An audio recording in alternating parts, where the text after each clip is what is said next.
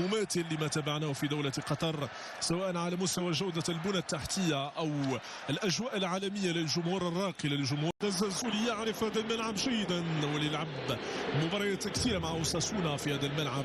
بلال الخنوس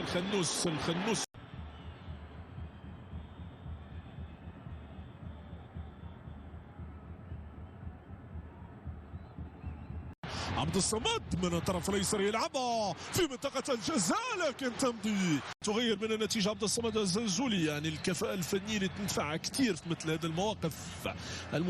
كره في منطقه الجزاء وتدخل جاليس. نصير المزراوي الذي يتحرى من الرقابه، لكن زكريا بوخلال لحكيم زياش. شوف التمريرات المفتاحيه بالمليمتر يا اخي، يلعبها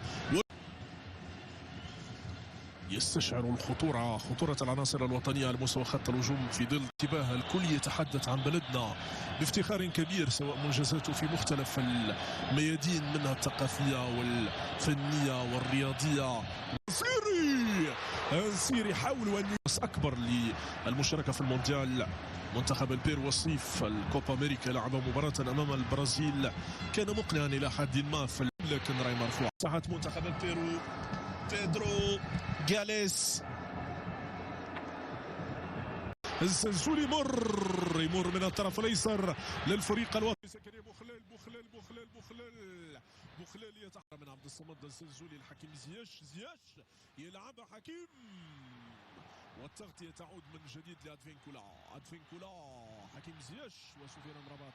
تدخل جريسرا بلال.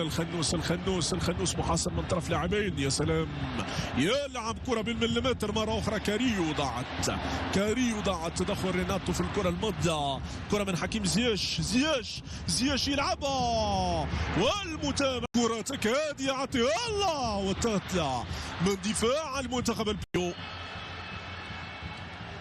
كاش أمامه سوى إسقاطه بهذه الطريقة.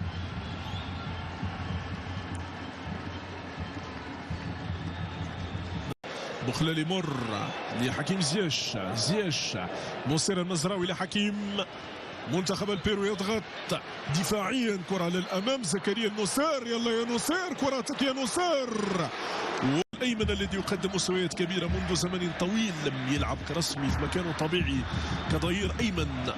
في ضل العناصر الوطنية سرعة التحول من الطرف الأيمن. نصير المزراوي يلعبها، المتابعة من زكريا بوخلال. عبد الصمد الزلزولي اللي حرر الكرة ومررها لزياش، ما شاء الله عليه زكريا بوخلال. عبد الصمد الزلزولي عندك المساحة للتمرير، تسديدة عابرة لكل الحواجز من حكيم. هذا الزمان حكيم في خط الوسط. حكيم لنايف أجارد. نايف يبحث عن انطلاقات نصير، فضل انه يلعبها مرة أخرى للجريسرا لسفيان امرابط. سفيان يحيى عطية الله. عبد الصمد الزلزولي لكن لا يتسرع تماما في الكرة مثل هذه. عبد الصمد الزلزولي لحكيم زياش نحو سفيان امرابط. حكيم عبد الصمد الزلزولي لسفيان امرابط. تبادل الكروي على مستوى خط الخلف. زكريا بوخلال ينتظر الدعم والسند. نصير مزراوي حكيم زياش. سفيان امرابط طلب للكرة من بلال الخنوس، ضاعت. حكيم يسير وحيدا. دفاع البيرو عاني كثيرا امام نصير المزراوي في هذه المباراة.